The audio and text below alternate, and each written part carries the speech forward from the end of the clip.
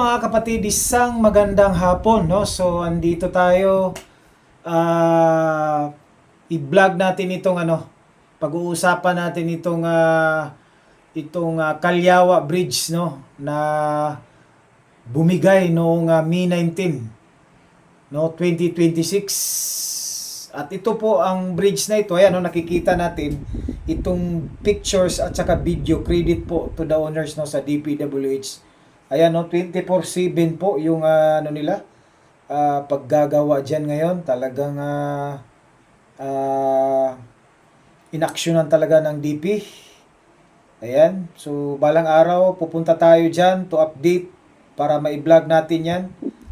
Okay, yung project na yun, kaya kita natin sa video yan, no? So talagang napakalaking damage talaga.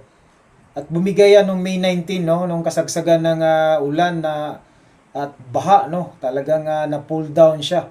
At bumigay, kumbaga sa Bisaya pa, nahugno, no, dahil sa matinding baha, no, sa lakas ng ng tubig baha. At saka yung ulan din, yung nagpapa-heavy rain. Grabe din yun, no. So 2017 pala ito natapos itong completion ng project na ito. No, so yun nga, talagang dahil sa malakas na baha, no. So talagang na siya. Kumbaga sa Bisaya pag ikot-kot tuyahang kuan. So kaya nga 2017 wala pang mga vlogger niya, no. So ngayon i-update natin 'yan at marami na rin mga vlogger na nagpunta diyan para mai-vlog din 'yan, no. So 'yan. May 19, 2026 na 'yan, no. So talagang yun nga, na pull down at ang laki talaga ng damage, no. Nakikita natin diyan, no. Talagang hugno gid siya. So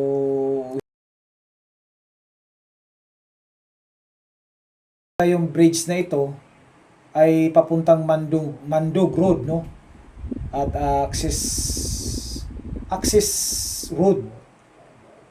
rin ito na bridge kung papunta ka ng Kalinan. So kung galing ka ng Panakan, Tibungko, mayroong mga shortcut diyan, no.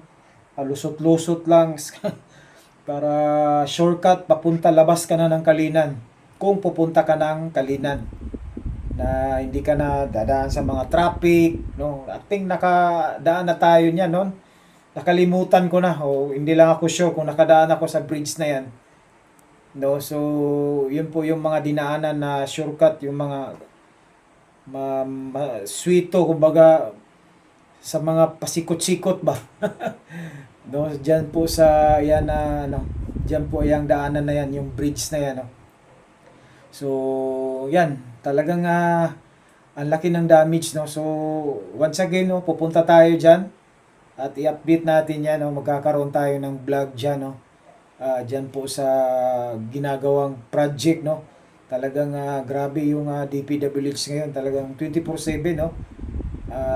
Yung pagkagawa nila ngayon diyan, no. So yun po ang mga kapatid, narinig natin dahil sa yung maliit daw yung poste niyan. Yun lang po lang sabi, narinig natin, no. Kasi hindi pa tayo nakapunta doon.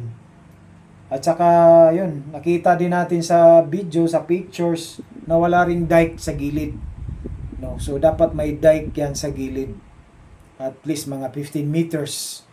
Kasi pag yung baha talaga, matindi ang ulan sa bukid, in the mountain, talagang yan, aabot pa yan sa pangalan dyan, sa flooring ng tulay, na kung hindi matibay yung pagkagawa, talagang kung may kahoy dyan na babangga dyan, so importante talaga yung pinaka-abutment, no, yung landing point, no. So yan, talagang yung katulad ng mga ginagawa dito sa sa Santa Ana Bridge, sa Bukana Bridge, na talagang yan,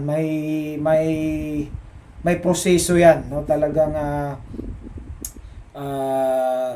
talagang matibay.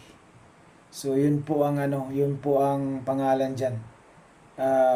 Pag nagawa nalagyan niya ng dike, tapos bakal, solid, ay hindi basta-basta yan kasi yung tubig ano lang yan, kung mag-ano man siya, makaabot man siya dun sa 15 meters, talagang aapaw lang, walang pangalan diyan. Di siya makakutkot ba. Pero pag walang ano yan, walang dike, kusog kayo malakas yung kumbaga sa Bisaya pa, sog ba, sog. So, yun po, magkutkot siya hangtod sa wala na. Talagang